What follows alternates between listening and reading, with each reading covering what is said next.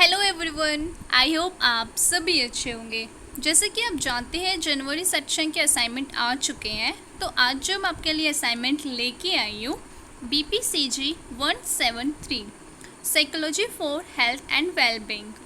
इसमें ओवरऑल आपके 10 क्वेश्चंस हैं और इसको 3 सेक्शंस में डिवाइड किया गया है। पहला जो असाइनमेंट में आपके 2 क्वेश्चन हैं जो आपके 20 मार्क्स के हैं। सेकेंड असाइनमेंट में आपके 3 क्वेश्चंस हैं जो आपके 10 मार्क्स के हैं। उसके बाद जो थर्ड असाइनमेंट आपका, उसमें आपके 5 क्वेश्चन हैं जो आपके 6 मार्क्स के दिए हैं। तो इसमें यहाँ पे मैंने आपको आंसर्स भी प्रोवाइड किए हैं ताकि आपको आइडिया मिले कि आपको कैसे आंसर लिखने हैं क्वेश्चंस के। तो आपका जो पहला क्वेश्चन है, describe relaxation techniques and yoga as a technique of stress management. अब आपको स्ट्रेस मैनेजमेंट की जो टेक्निक्स है योगा और रिलैक्सेशन की, आपको उनके बारे में यहाँ पे लिखना है। उसके बाद आपका जो सेकंड क्वेश्चन आता है, explain psychosomatic illness with the focus on somatic symptom and related disorder as given in DSM-5। अब यहाँ पर ना आपको साइकोमेटिक इलनेस के बारे में आपको यहाँ पे एक्सप्लेन करना है और साथ ही साथ आपको इस चीज़ पे भी ध्यान देना है कि जो इससे रिलेटेड जो प्रॉब्लम्स है जैसे DSM-5 और उसके जो सिम्टम्स है सोमैटिक सिम्टम, आपको उससे रिलेटेड भी आपको यहाँ पे साइकोमेटिक इलनेस के बारे में एक्सप्लेन करना है। उसके बाद जो आपका आता है असाइनमेंट 2, जिसमें आपका थर्ड क्वेश्चन आता है, describe the effect of stress on health. तो आपको हेल्थ के बारे में लिखना है कि हेल्थ की जब स्ट्रेस हमें होता है तो हेल्थ की वजह से क्या क्या इफ़ेक्ट्स पड़ते हैं, उससे क्या क्या प्रॉब्लम फेस करनी पड़ती है, आपको वो सब लिखना है।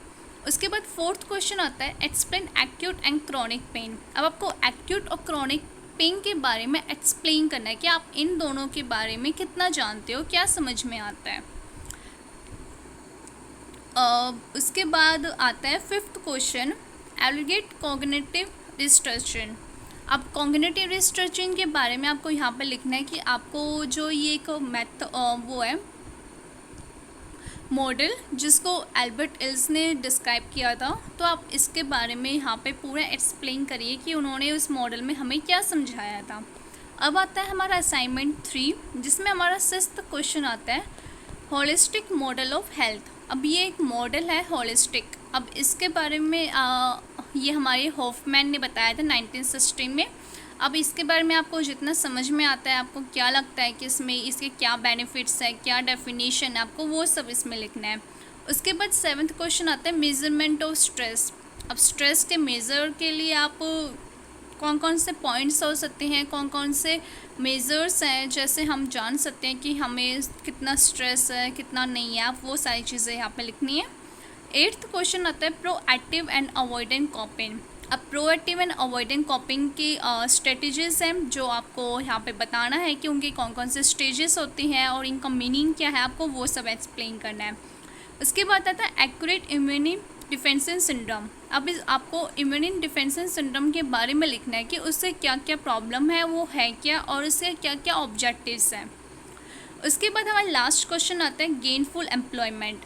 अब आपको गेनफुल एम्प्लॉयमेंट से आपको कितना समझ में आता है, आपको उसके बारे में एक्सप्लेन करना है। तो ये था हमारा असाइनमेंट BPCG 173। आई होप आपको समझ में आया होगा कि इसमें आपको कैसे लिखना है, कौन से क्वेश्चंस में क्या लिखना है। अगर आपको फिर भी इसमें डाउट होता है तो आप कमेंट करके बता सकते हैं। और इसके अलावा अगर आपको किसी और सब्जेक्ट का PDF चाहिए है असाइनमेंट का, तो आप हमें वो भी बता सकते हैं कमेंट करके, हम उस पर भी वीडियो बनाएंगे। आज के लिए इतना ही, हम मिलते हैं अगले वीडियो में। तब तक के लिए bye bye and thank you.